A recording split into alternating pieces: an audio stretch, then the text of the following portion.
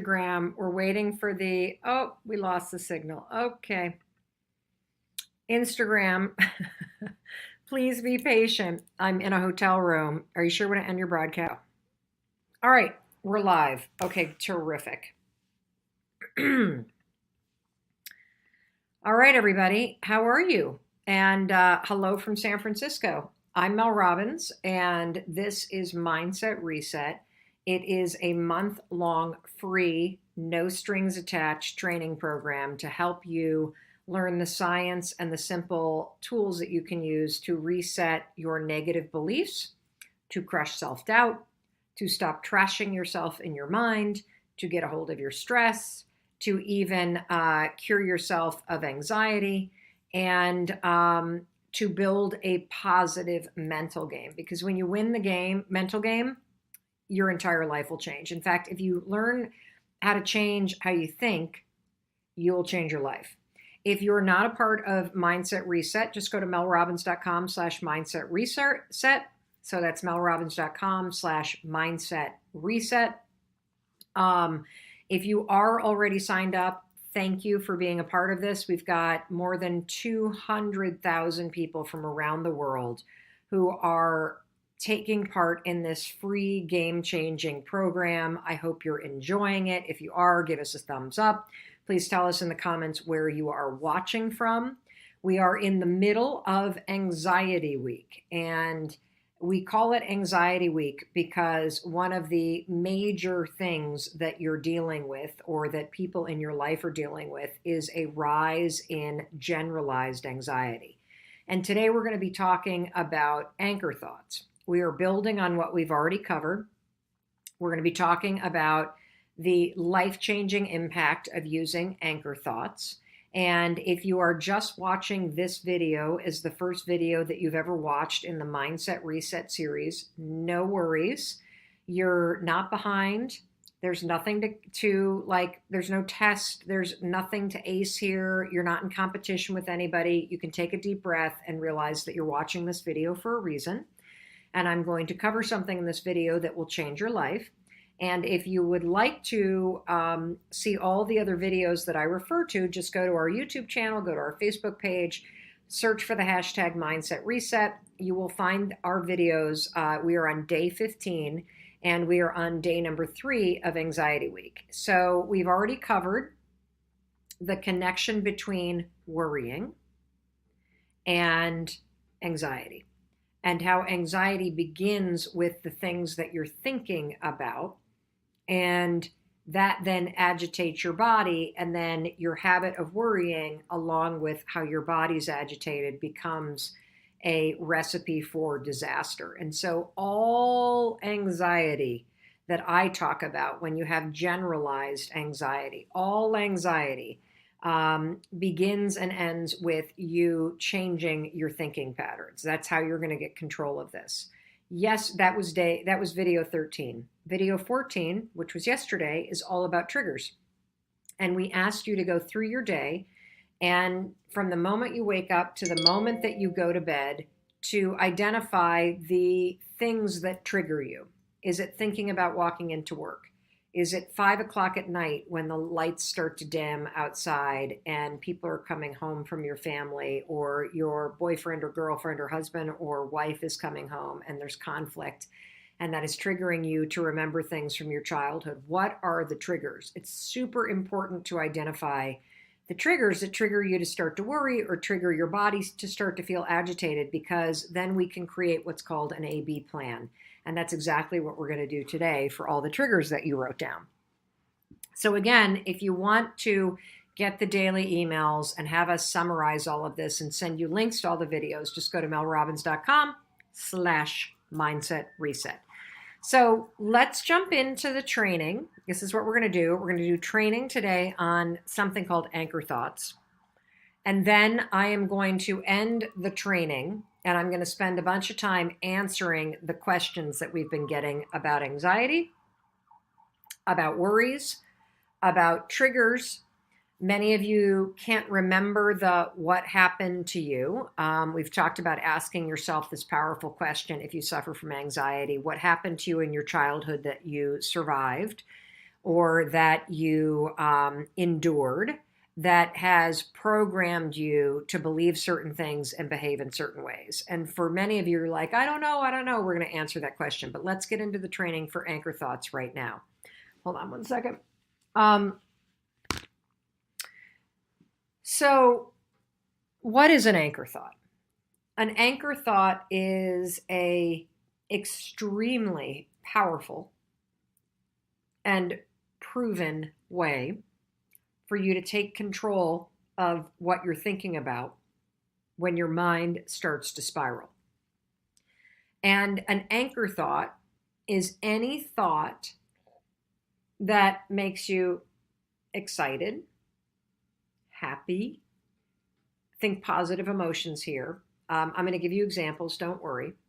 An anchor thought is something that you have predetermined and planned in advance that you're going to go to in your mind and picture. This is like a form of visualization in a situation where normally you feel anxiety.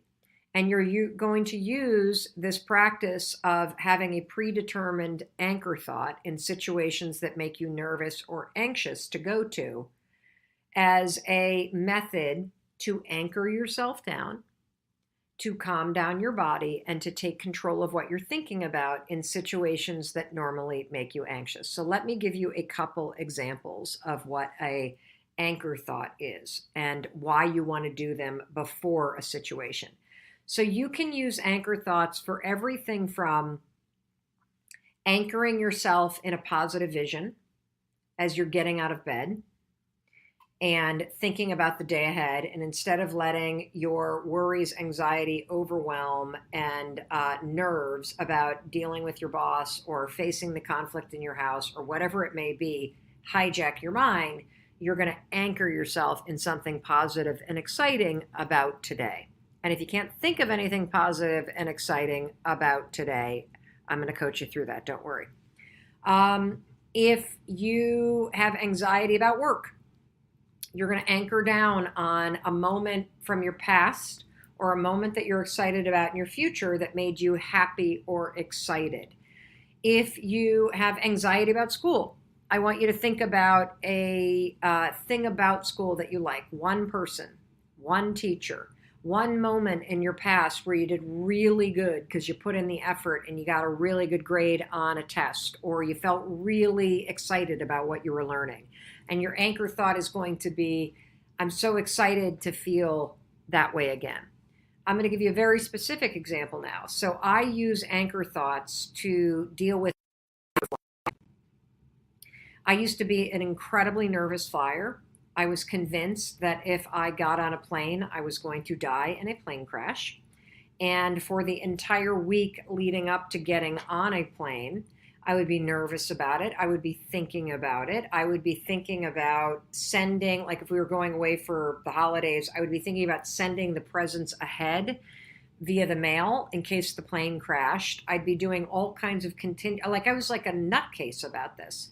And so the way that I started using anchor thoughts in order to change the way that I thought and felt on a plane is this.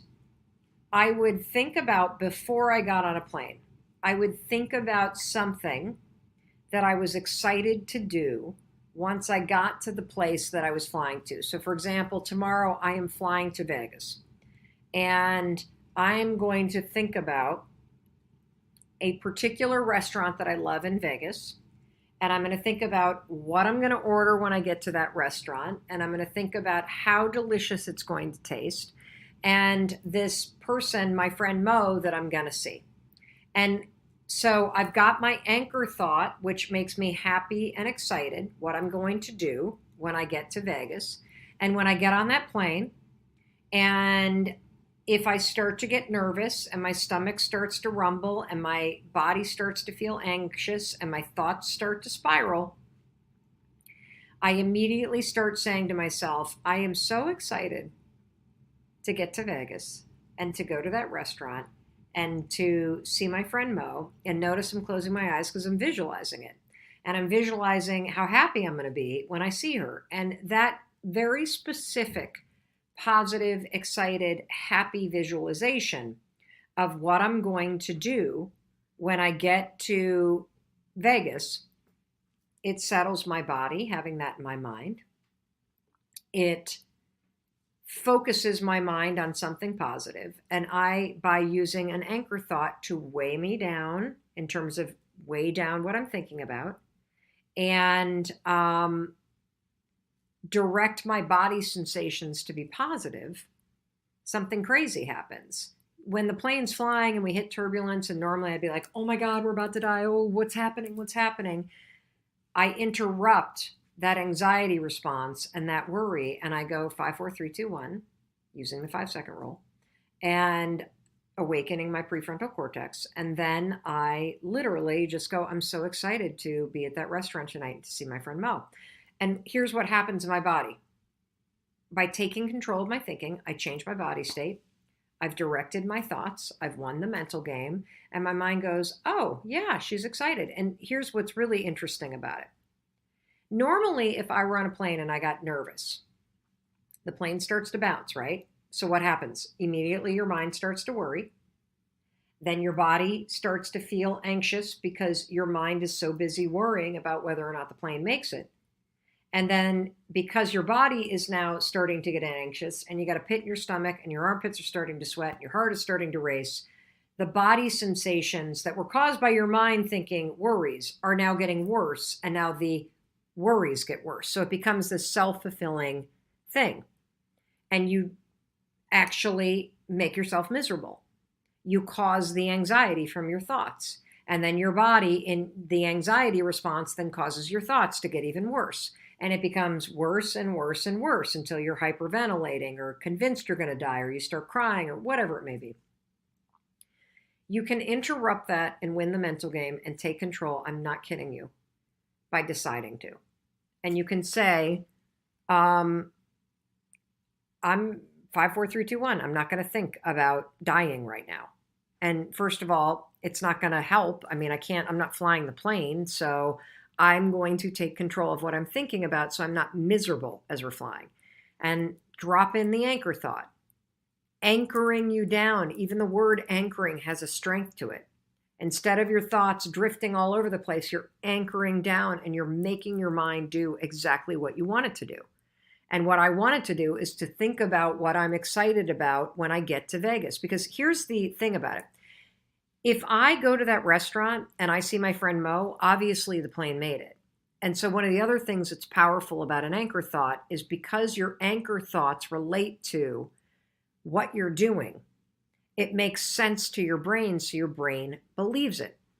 So going back to the example of work, think of a moment when you were proud. School, think of a moment when you were proud. And tell yourself, I'm excited to feel that way again, or I'm excited to do well on this test, or I'm excited to learn what I'm going to learn, or I'm excited to have this conversation with my professor, or get this test over with and feel good again. And because the anchor thought that you're creating is related to what you're doing, it is going to make sense to your brain, your body will settle, you're going to get control of your mind, and that is how you win the mental game. You notice when your thoughts drift, you notice when the worries are starting, and you, boom, cut it off with an anchor thought. Let me give you another example, and then we're going to go into questions. Because what I want you to do for every single trigger you have, we had you yesterday in video 14 go through your day and come up with every single trigger that triggers your thoughts to spiral to the negative. Now what we're going to do is we're going to use the power and the science of anchor thoughts, something that we can think of that you can anchor down on that is positive, happy, exciting, encouraging, about somehow related to the thing that's triggering you. And I'm going to walk you through some examples. I want to give you another one, though, for those of you that have kids that are watching. So when my son, our son was younger, he used to be completely anxious about sleepovers. There was just something about sleepovers that really freaked him out. And so before sleepovers, we would come up with an anchor thought that was related to the sleepover itself. So what are you excited to do in the morning. Now, notice I said the morning. The reason why we would always do the mornings is because he wasn't nervous about starting the sleepover. He was nervous about completing it. So we came up with an anchor thought that was about what he was excited to be doing in the morning. Were they going to make pancakes? Were they going to lay around and play Fortnite? And that anchor thought about what made him excited about what he was going to do in the morning, it was his go-to. So as we were driving over and he'd start to look at me and go, I don't know, Mom, I'm a little nervous. I'm like, great, let's go to the anchor thought. And he's like, okay, here we go. I'm really excited to have pancakes because she makes great pancakes. Great, that's great. And then all of a sudden his body stations would drop down. The other thing that I would recommend that you do with kids is come up with the anchor thought for all the things that trigger them and also come up with a plan B. So a plan B is, okay, so you've got your anchor thought, my dear. You're excited about the pancakes. If it's 9 o'clock at night and you start to get that rumbling feeling in your stomach and you start to get worried about being at the sleepover, no problem. You're going to use your anchor thought, 5, 4, 3, 2, 1. I'm so excited for pancakes in the morning. And that's going to settle your stomach, and it's also going to distract your thoughts and direct them and anchor them. And that should start to take care of the rumbling feelings in your stomach, and that should start to take care of the things that are making you nervous. And then what we're going to do is you're also going to have a plan B. So with our son, for example, and this is important with anxiety, always go to the worst case scenario and plan out, okay, so let's say the worst case scenario happens. Let's say you decide you can't make it through the night. No problem. Just call me and I'll come get you. So that you're taking away worries.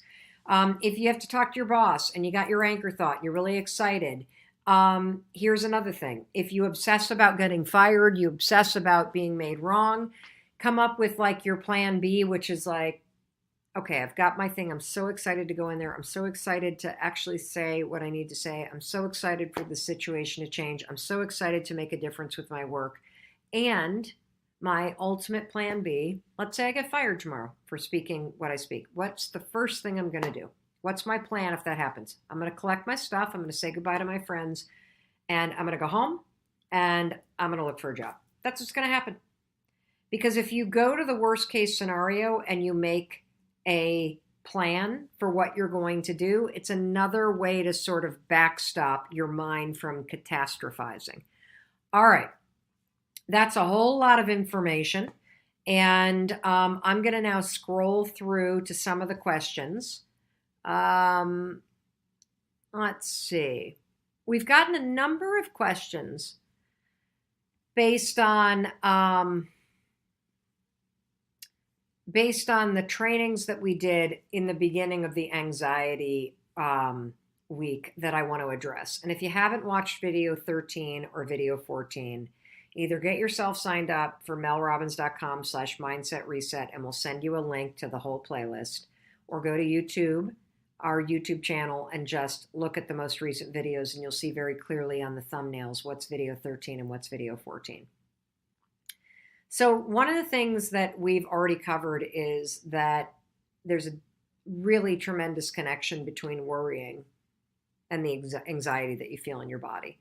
And in case you missed it, I want to be clear that worrying are the negative thoughts, right? That's a habit, to drift to the negative, to think about the negative things, to think about things that are beyond your control. Anxiety is when your body starts to feel like something's up. So it could be an upset stomach, it could be armpit sweating, it could be your heart racing, it could be your throat tightening, it could be clammy hands. And the thing about physical sensations like that is that for many of you, they scare you. So you get a little bit of butterflies in your stomach and you assume that it's a sign that something's wrong. And because of the butterflies in your stomach or because of your armpit sweating, you immediately start to think, uh-oh, something's wrong. And then your mind goes bananas.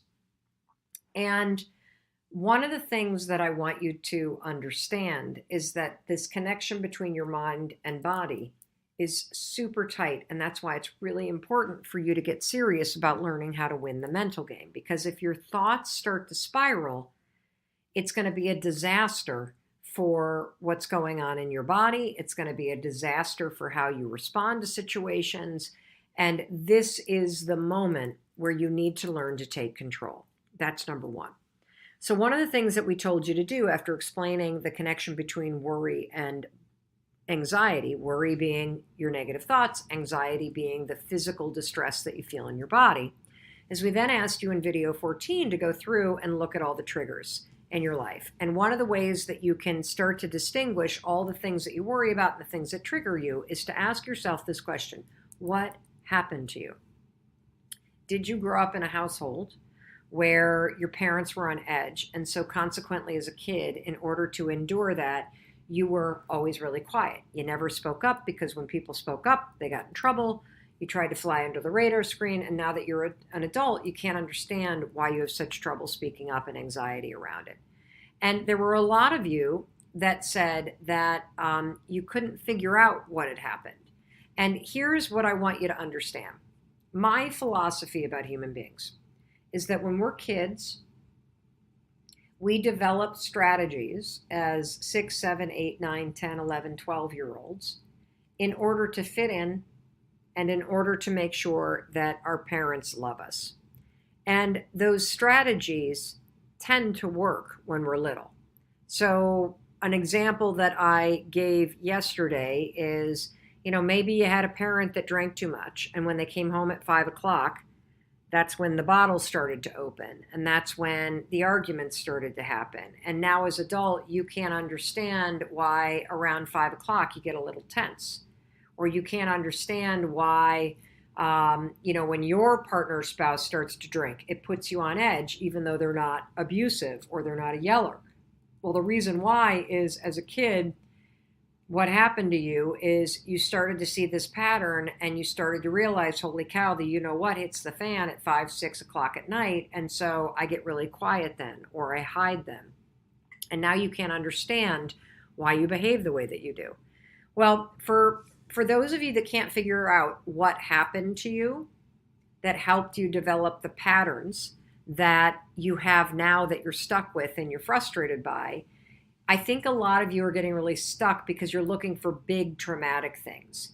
And literally, for any behavior or thinking pattern that you have, I don't belong, I'm an imposter, I'm not good enough, I'm not worthy, I'm not smart, whatever stupid stuff you say to yourself that you've been saying forever, it could be something tiny.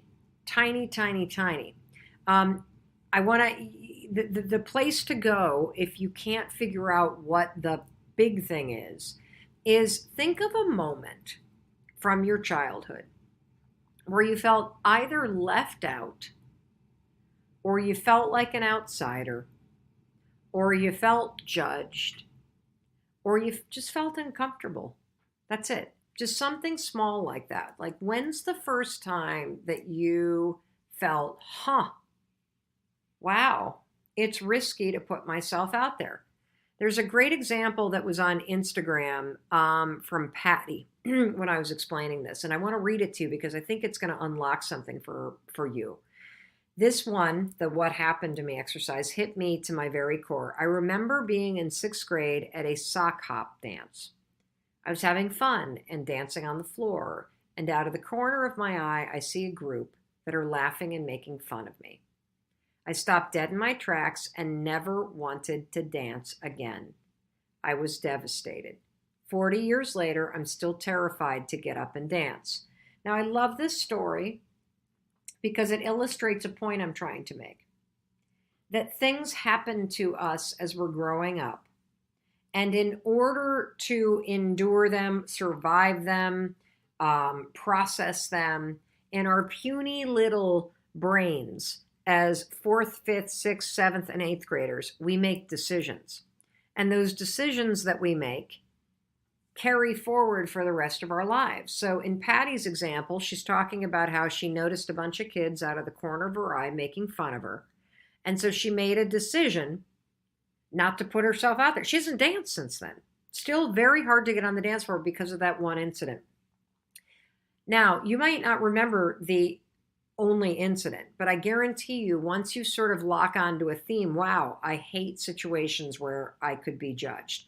Wow, I hate situations where somebody raises their voice. Wow, I hate situations where I have to take a test because I feel like I'm stupid. Wow, I hate situations where I have to speak up. Wow, I hate situations where I'm worried that I might disappoint somebody.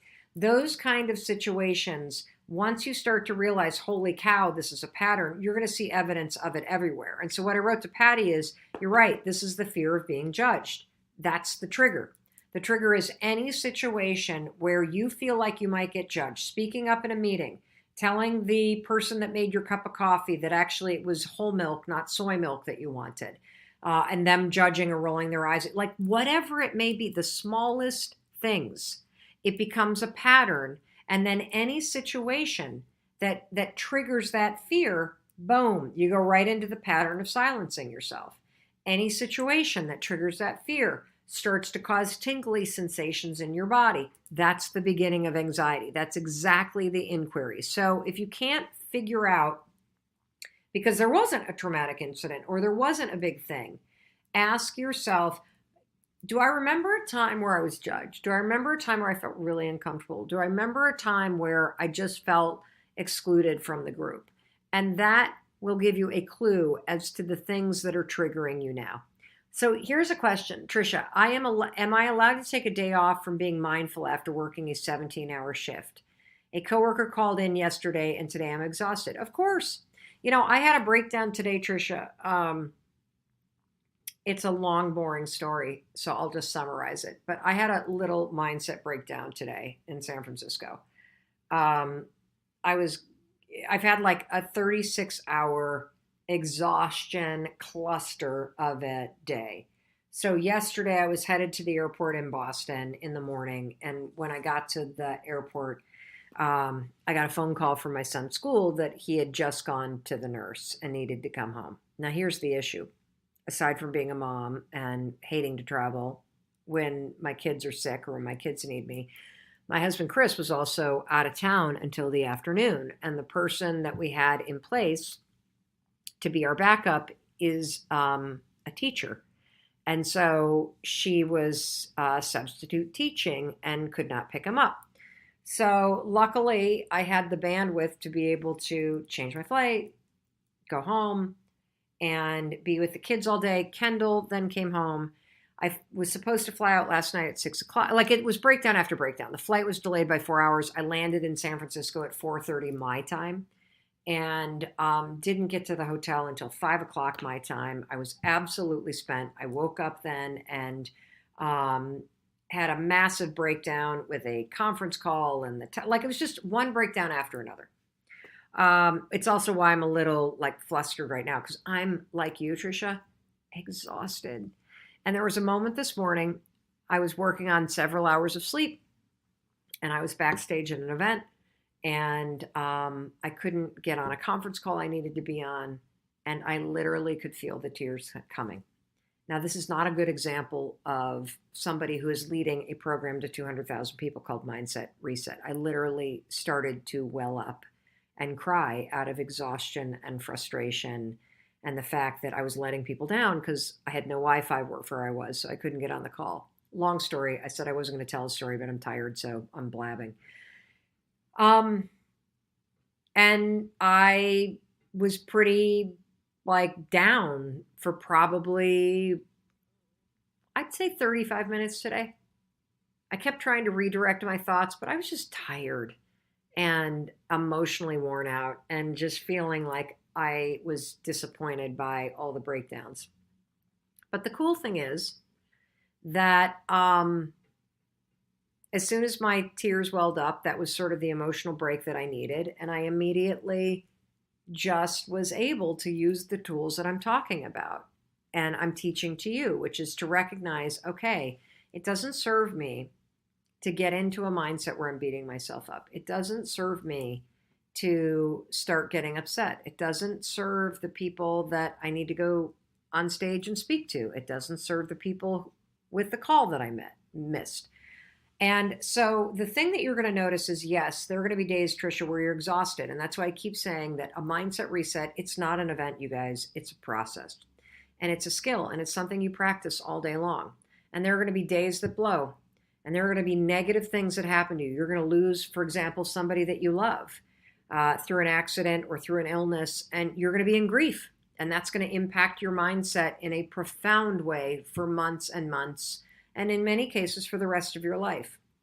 But what I can assure you, Trisha, is that even if you have a day where you're exhausted, like I have had, or you have months and months and months where you are recovering from the profound grief of losing somebody that you love, and you are learning how to move your life forward, these tools are going to be here for you so that you can come back to them. And there will be a moment, whether it is tomorrow, Trisha, after you catch up on your sleep and you feel a little bit more mentally rested, or it's months and months and months after a loved one passes and the fog that is grief and the avalanche of emotion that you live with starts to not disappear, because it doesn't disappear, but it starts to become more bearable.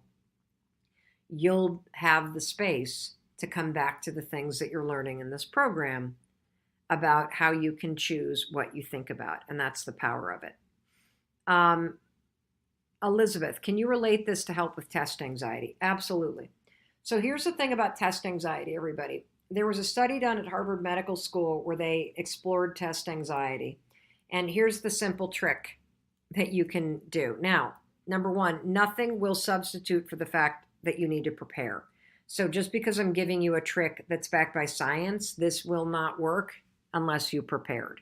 So the best solution to deal with performance and test anxiety is to actually put in the time and study and prepare. Okay, that's number one.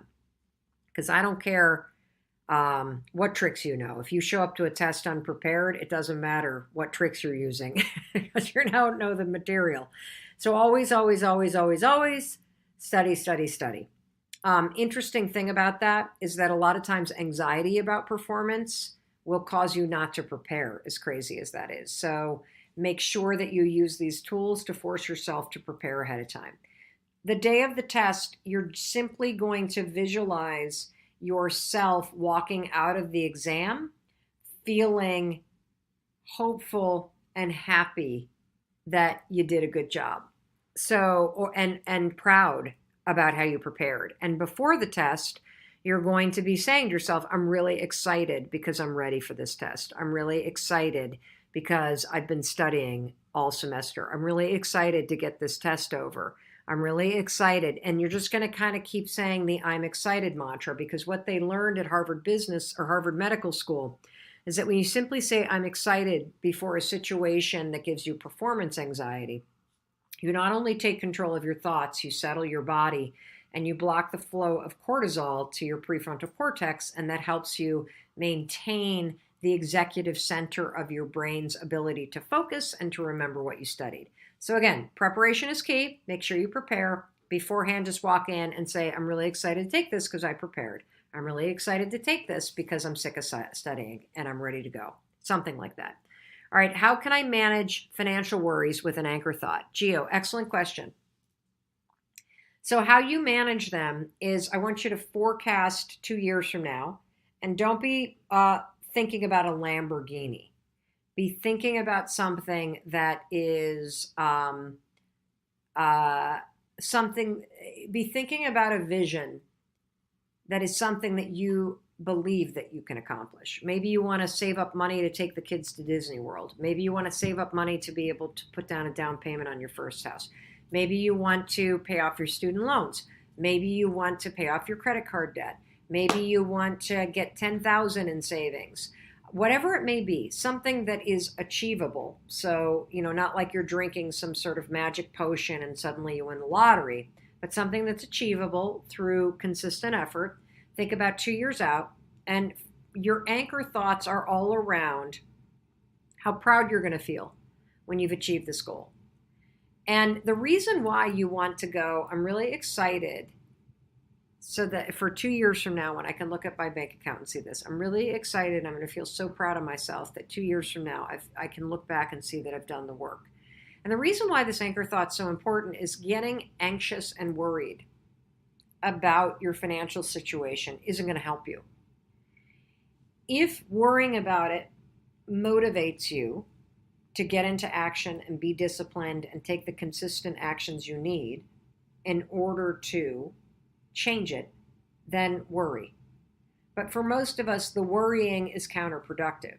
What would be a lot better is to keep your attitude and your mindset positive and push yourself to continue to take the daily actions. Because let's face it, positive thinking alone is not going to change your financial situation. You must take action. I want your positive mindset to be an asset so that it helps you stay motivated to take action, because you see where you're headed and you see why it's important for you to make that phone call you've been avoiding today. Not out of fear, not out of scarcity, but because you know that by making that phone call to advance your side hustle 2 years from now, you can visualize that you actually are going to have done the incremental work to make this thing happen. Ashley, what are anchor thoughts for fear of having panic attacks? When going to places, I get anxious that I'm going to have a panic attack once I'm there, which I know is making me have panic attacks. You're 1,000% right, Ashley. This is called anticipatory anxiety, and it means exactly what you said, Ashley. And I used to get this. I was so afraid of panic attacks that I would think about my fear of having a panic attack, and thinking about having a panic attack at the party tonight or at the sleepover tonight, it would make my stomach hurt. And then the second my stomach started gurgling and spinning because I was thinking bad things, I would use my stomach as evidence for the fact that it was happening. And that would make my thoughts even worse about it. And this is why anticipatory panic is a doozy. And so here's something that I want to say. I'm talking about generalized anxiety, like the low-grade stuff that a lot of us feel in our complicated day-to-day busy lives. When you start getting into anticipatory panic attacks, it's super important that you go talk to a therapist. It's super important, if this is happening a lot and they recommend that you try medication, that you listen to your doctors. You can get yourself into such a hole. And I've done this with myself. My kids have done this. They've gotten themselves into such a hole that they could not dig themselves out of it, because the fear that they might have a panic attack created a situation where they were constantly in a state of anxiety. And so the right meds, professional help, it's a lifesaver. Don't be a hero. That said, what you can do is you can create an anchor thought that is of you leaving the situation, like the party, and saying to yourself, wow, I'm so proud of myself. I didn't have a panic attack. I actually enjoyed myself. The second thing that you need to do, Ashley, and this is critical, is you have to understand. You have to, and I would beg you to rewatch video 13 and video 14. You have to understand the connection between your worries and your body. And you have to understand that just because you have butterflies, it doesn't mean you're having a panic attack. And just because your heart is racing, it doesn't mean you're having a panic attack. And just because you feel something funny in your throat, it doesn't mean you're having a panic attack. The problem is for you is that body sensations have become the trigger. And anytime, this happened to my son, anytime your body feels off, you're now triggered to think a panic attack is coming. And that is the thing you have to interrupt. And so I would try coming up with some kind of mantra, like, it's not a panic attack. My stomach just feels like junk. It's not a panic attack. My throat's just itchy.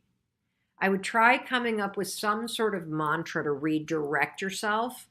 And I would also visualize leaving the event having not had one and how proud you're going to feel.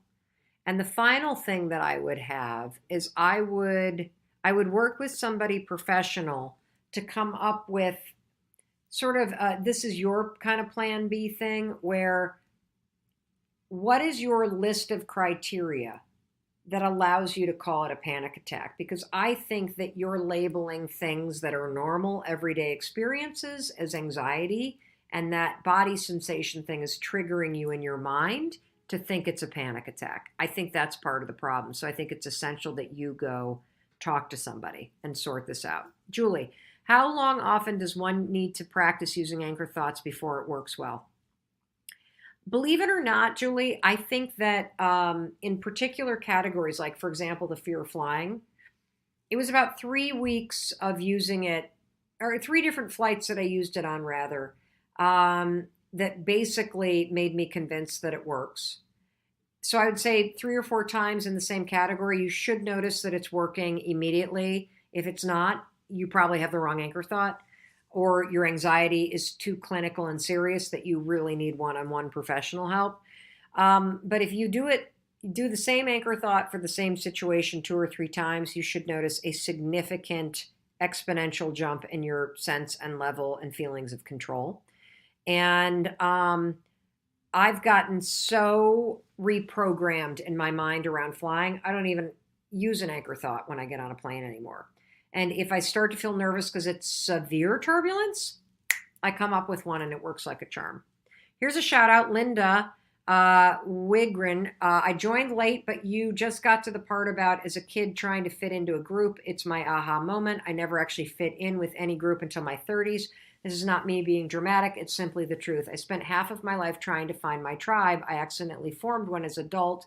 Thank you for helping me find this out about myself. It explains a lot. I love this example because I've realized I am not like a girl gang kind of person, and I used to beat myself up about it. You know, I look back on my high school years, my college years, my law school years, and I don't have these big posses of women and girls and relationships in my life. And I was never a major sorority person. I was never a big cliquey person. I have lots of friends, lots of acquaintances, lots of super close relationships during specific periods of time, but never that big posse thing. And I always used to say the same thing, like, I don't fit in. There's something wrong with me. And it's been extremely empowering to rewrite the story, which is I'm just not a big group person.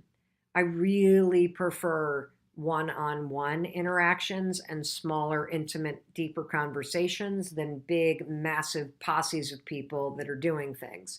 And that's okay. It doesn't mean anything's wrong. And that's the power of changing your story.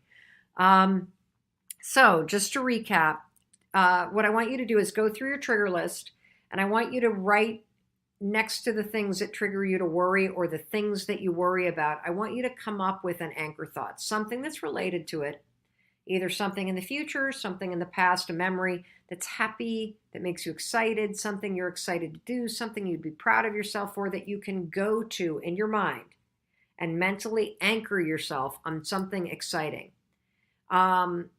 This is a way for you to start to be preemptive about the things that trigger you. I can't remember, Danielle, can you remind me, what are we covering tomorrow? Because, specific. So again, we've covered the connection between worry and anxiety, the mind-body connection. We have covered the triggers and understanding that there are things, people, time of day, situations that trigger you to worry or trigger stress and anxiety in your body. And today, we have covered a technique where you're going to go through and look at the things that worry, trigger you, whatever, and come up with anchor thoughts. That is all I want you to do today. Of course, I want you to continue with your morning routine. It is so critical, and I want to go back to all of this. I can't remember what videos were when. Danielle, could you please send me the list in our text production link so I can tell everybody? But we've already covered so much material, and it's only day 15. We've talked all about the networks in your brain, the default way that you think. We've talked about why it's there and the filtering that your brain needs to do and why it's so important for you to reprogram the default network. We've talked about limiting beliefs. We've talked about how you think this, not that, so that you interrupt negative thoughts and limiting beliefs and you think something positive. We have hammered your morning routine because how you think begins when you wake up. And it's so important that you get very deliberate about what you do first thing in the morning, that you do not let the world in, that you do not look at your phone, that you find 10 to 30 lousy minutes for your dreams and for your mental health. And that means going through a process of planning your day. We covered this on, let's see. So I'm going to recap. So video 5 was a really important QA. And then videos 6 through videos 11. So videos 6, 7, 8, 9, 10, 11, I walk you through the research behind the morning routine that I use and that I've taught to tens of thousands of people around the world. All of the information are in videos 6 through 11. You can find them if you go to our YouTube page. You can also get links to them if you go to melrobbins.com/mindset reset. Super critical material. So you should be every single night plugging your phone in outside your bedroom. You should be waking up and establishing that habit of your morning routine, waking up on time, taking the first 10 minutes to plan your day before you look at your phone, and other things that I walk you through in videos 6, 7, 8, 9, 10, and 11.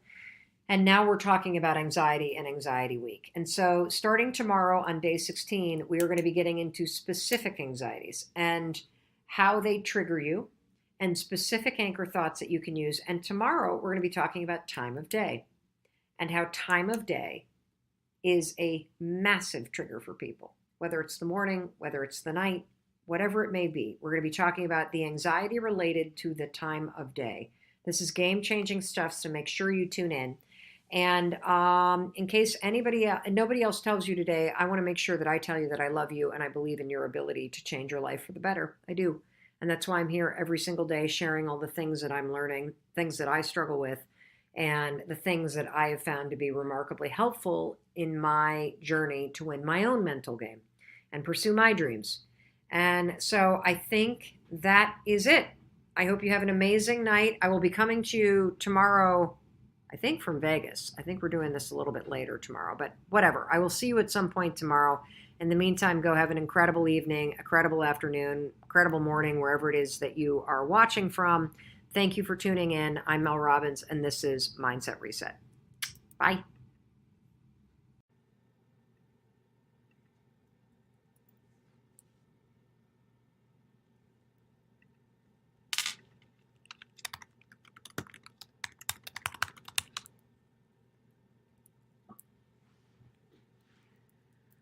All right. Hi, how are you? I hope wherever you are, you've had an awesome day. In fact, in the comments, why don't you tell me where you're tuning in from?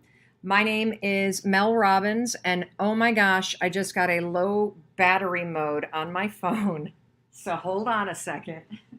I need a charger for my phone. I have literally been in my hotel room for approximately 6 minutes.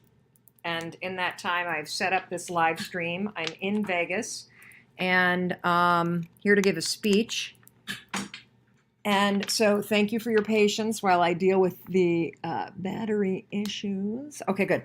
I'm Mel Robbins. This is Mindset Reset. It is a free month-long training program that I am conducting to teach you how to change the way that you think so you can change your life. And we are in the middle of Anxiety Week. You're watching video number 16 in our month-long series. If you are part of the program, welcome. I'm so thrilled that you are here. I'm honored that you trust me and my amazing team in the process of learning how to reset your mind. One thing, notice I said the word process. A mindset reset is a process. It's a skill that you develop, and it's something that you will do your entire life. It is not a one and done event.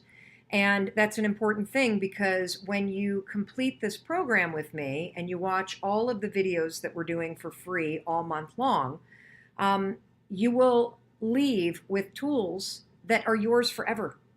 And whenever you have a bad day, whenever you have a stressful day, whenever you get triggered, whenever you make a major mistake, or you do something that you regret and you notice that your mindset is taking you down a very negative path, you will have the ability to catch those negative default thoughts or to catch those negative thoughts that are triggered by something that's going on, yank them, pull your focus back to the executive center of your brain, which is your prefrontal cortex, and choose to think about something different. And look, if you've made a mistake, if you've had a bad day, if you screwed something up, maybe thinking not about what you screwed up, but about what you learned and what you're not going to ever repeat in terms of the mistake that you made, that's an amazing thing that you can learn to do too, because none of us are ever going to be perfect. There are going to be things that we all do in our lives that we regret. There are going to be decisions that we make that we think in hindsight, oh boy, I could have done that a little bit better and I wish I had. Well, now that you know, you can do better. If you had known before, you would have done better then. So these are the kinds of tricks that aren't just little sleight of hand woo-woo things. These are actually ways to change the way that you think. And today, we were going to be talking about time of day triggers. But before we get into specific training about specific kinds of anxiety, I want to switch up the program, Mindset Reset, and the curriculum that we were planning for day 16 to respond to you. You see, you have flooded our inbox with questions about anxiety in particular. And if you're brand new to the Mindset Reset video, if this is the first video that you've ever watched with me, Mel Robbins, no worries. If you want to get on the email list, if you'd like to be sent the complete playlist for all of this and all of the free PDFs, I'm not selling you anything. I'm not going to bombard you with anything. This is we are providing this as a service. Just go to melrobbins.com/mindset reset. I understand that our site has been having some difficulty. It's been going down because the number of you that have been hitting it. So if you hit our website and it's down, no worries. Just check back another time, melrobbins.com/mindset reset. So let's jump into the question and answers because we have already covered so much in days 1 through 15. And you can go to YouTube or Facebook anytime and go to our page, Mel Robbins, and you will find the playlists, you will find all the videos, you haven't missed out on anything. It's all there for you to use however it serves you. Today is day 16 and we're turning this into an FAQ. So one other important note, I am talking about tools that work with generalized anxiety, with the kind of body agitation and overwhelming stress that so many of you are feeling right now in your day-to-day life. I am not talking about anxiety disorders and clinical conditions. I suffered from an anxiety disorder for 2 decades. I took Zoloft for 2 decades. It was a miracle drug for me. I highly recommend that if you have anxiety that is so debilitating like I did, that you can't get out of bed, you can't do normal functions every day, go see a licensed therapist. If a licensed therapist is telling you that you might want to consider some of the amazing medicines that are out there to help you dig out of the mental hole, they work for me. There is no shame in it. So I want to be very clear. What we're talking about here is not a substitute for therapy, okay? You should go see a therapist. You should work one-on-one with somebody if your life is being severely or in a meaningful way impacted by anxiety. And in fact, it's a wonderful thing to do for yourself. So I need to say that from the get-go. And if you are in therapy, this content that we're talking about in Mindset Reset is a beautiful companion to what you're doing. And you should talk to your therapist about what you're learning and what insights that you're gaining from this. They will work hand in hand. Now, that said, I want to go to some of the questions that we've gotten. And if you have questions about triggers, about anchor thoughts, about the connection between worrying, which is a habit of thinking about things going wrong in the future, or thinking negative thoughts about things that are out of your control, and anxiety, which is physical agitation that you feel in your body. If you have questions about that, ask away. You can also go back and review videos 12, videos 13, videos 14, and videos 15. Okay, here we go.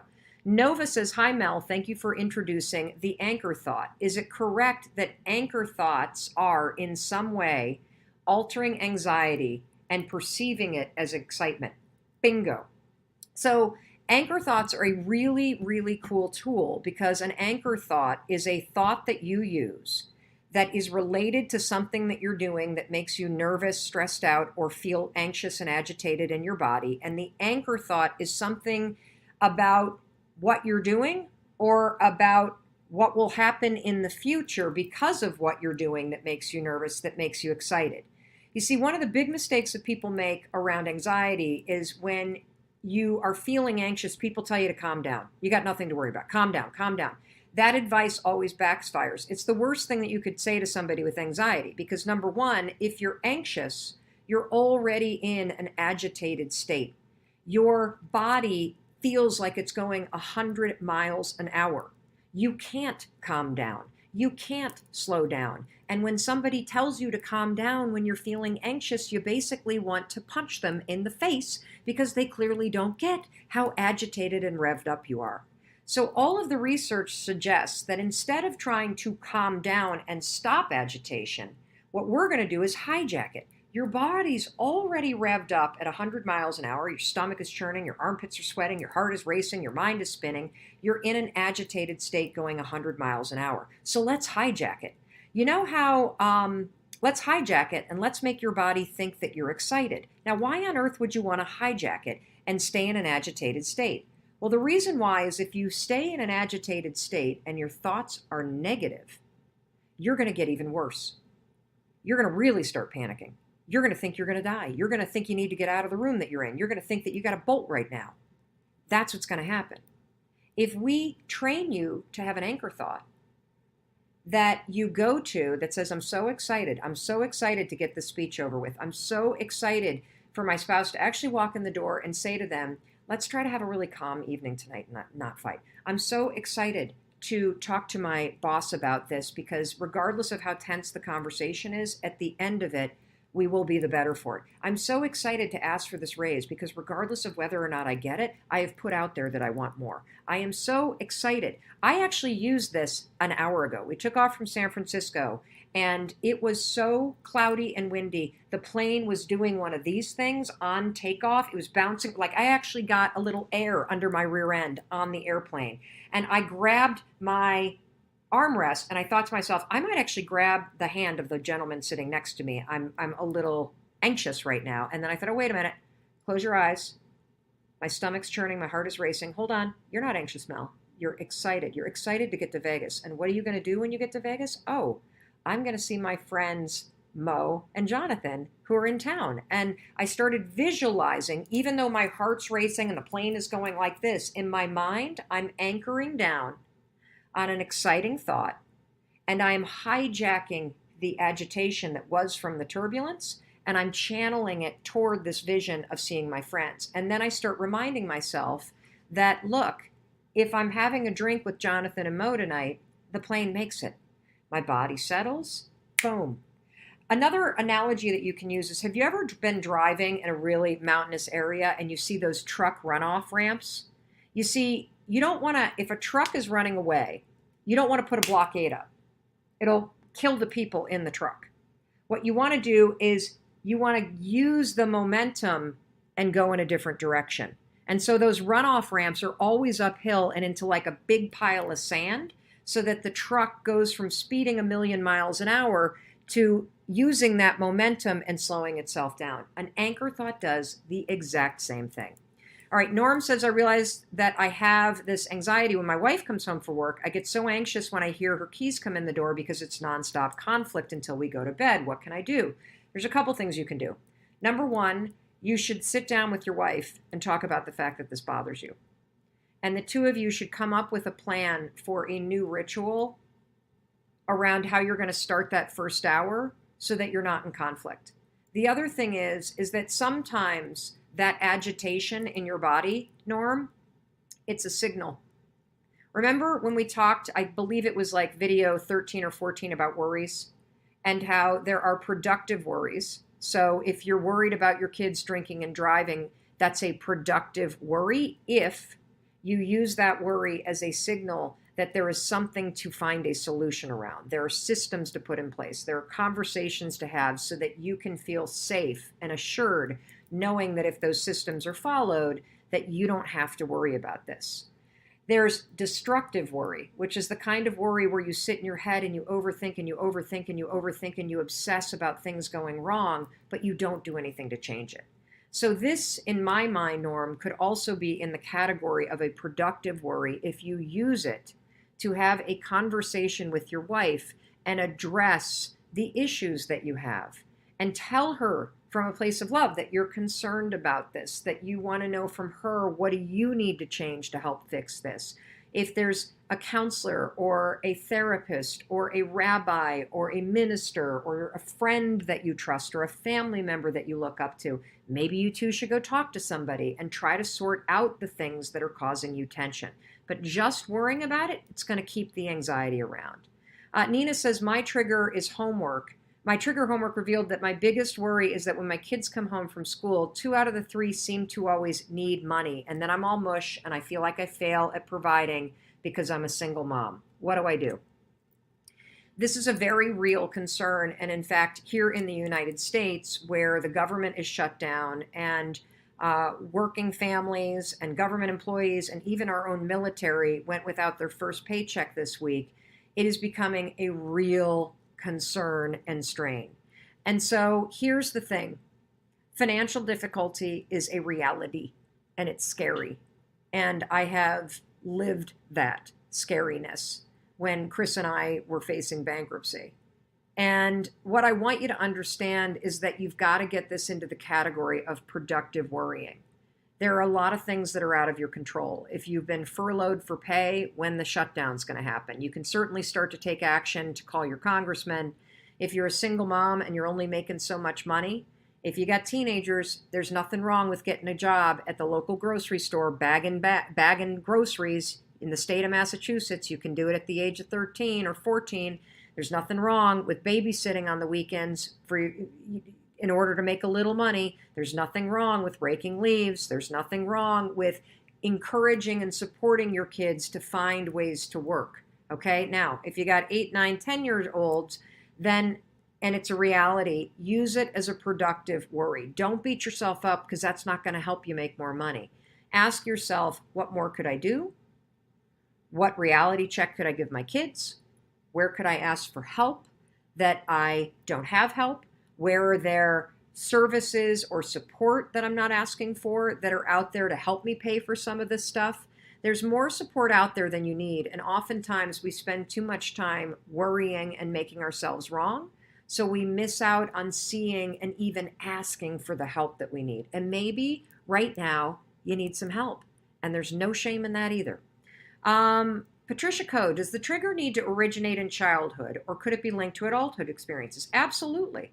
Absolutely, it could be linked to adulthood experiences. You know, I had a very, abusive is the wrong word, but I had a very volatile boss in my 30s. He was a yeller, micromanager, swooping in, just set everybody on edge. And that's an experience that when I'm around people like that, I still get triggered by behavior like that. Here's another question that we have from Instagram. Is the anchor thought the same when dealing with addiction? I have really bad anxiety when I want a cigarette. It's very hard to refocus. When you're talking about addiction and you want a cigarette, here's what I want you to understand. I might say the science wrong, but it is something profound, like within 3 days, the chemicals from the cigarette addiction leave your body. Not the damage you've done, but the chemicals themselves. And what you're dealing with when you're dealing with a addictive behavior like smoking cigarettes is you're dealing with the fact that all day long your whole life was organized in moments when you had a cigarette. There's a cigarette you have when you wake up. There's a cigarette you have with your cup of coffee. There's a cigarette you have after breakfast. There's a cigarette you have when you're driving to work. There's a cigarette that you have on your lunch break. There's a cigarette you have at 5 o'clock. Can you tell I used to be a smoker in college? There's a cigarette that you have when you have a drink at night. There's a cigarette that you have when you're having a long phone conversation. And all of those moments are triggers. Triggers that are saying, it's time to have a smoke. It's time to have a smoke. And so what you must do is recognize that you're not addicted to cigarettes, even though they have proven that it is an addiction. But what you're really dealing with is a habit dysfunction. You see, you have a habit of having a smoke at certain times. And so what I can tell, because you're having anxiety when you don't have a cigarette, is that you don't have a plan B for what you're going to do for every moment that you have a cigarette. So here's the coaching. Go through your day and write down all the times, places, people, sounds, situations that trigger you to want to have a cigarette. Then go back to all those moments and come up with a plan B. What are you going to do instead? Seriously, what are you going to do instead? Are you going to get up and leave the room? Are you going to put on some music or listen to a podcast to distract yourself? Are you going to put a piece of gum in your mouth? Are you going to drink a cup of water? What, are you going to get up and walk around the office for a minute? What are you going to do instead of reaching for that smoke? Then you're going to drop in an anchor thought, which is, how are you going to feel a year from now when you've been smoke-free and you feel healthy and you feel like you're in control of your life? And that's the formula. You're going to have to train yourself every single time that you're normally triggered to have a smoke to insert an alternate behavior. That is the work. It's simple. It's not easy, but I know you can do it. Same thing is true with you, Kim. If you're a binge eater, same thing is true. Write down all the things that trigger you to eat and then come up with a plan B for what you're going to do the next time you feel triggered, and come up with a visualization to get you through those 5 minutes when normally you would reach for the food because you've been triggered emotionally or because you've had a hard day. Your questions are amazing. I want you to keep asking them, because we're going to insert more question and answers into the live trainings. And I also have another announcement. Oftentimes when you do a mindset reset, you see that there are changes that you need to make. That's the whole point of it. Life is always changing. And a lot of times you'll make decisions, you'll set forth on a plan, you'll try things out, and you'll realize, oops, we probably should change that a little bit. Instead of making yourself wrong, try just pivoting. And so we're going to do a pivot in Mindset Reset. This is going to be a 35-day program, but we are no longer going to do live trainings on the weekends. And here's why. I need a mindset reset, and so does my team. And we were so overwhelmed, we didn't anticipate that more than 200,000 of you were going to sign up, and we have a commitment to take care of you. And so the amount of attention that this program is requiring for us to be able to answer your comments and to be responsive and to sift through the enormous amount of inbound information, which is so inspiring, we need a break, and so do you. So starting this weekend, we are not going to do live trainings on Saturday and Sundays. Don't worry. You're going to get a comprehensive email on Friday after the training that gives you some stuff to do. And weekends should be a moment of time when you reset anyway. Many of you have asked questions about whether or not you should be getting up when the alarm rings on the weekends. If you don't have to get up for something, this is time that you can sleep in. This is time that you can do your morning routine. As for today, I want you to continue practicing what we're talking about. If you haven't caught up on all the videos, just go back and start watching them at your leisure. We're on video 16 today. Make sure, if you're not on the email list, go to melrobbins.com/mindset reset. If our site is down, we've been pummeled with traffic, so be it. Just visit on another day. It's no big deal. We'll be back up and running soon. And the final thing is practice your morning routine. And practice constantly redirecting your thoughts when they go negative, when you get triggered, when you start to notice that you're sabotaging yourself, and redirect yourself to something positive. It is a process, not an event. All right, that's it for today's training. In case nobody else tells you today, I want to tell you that I love you and I believe in your ability to change your life doing the little things. And when you change the little things about how you think, you will change your life. Have an amazing day, and thank you for being here. All right, I'll see you all tomorrow at some point. Okay, and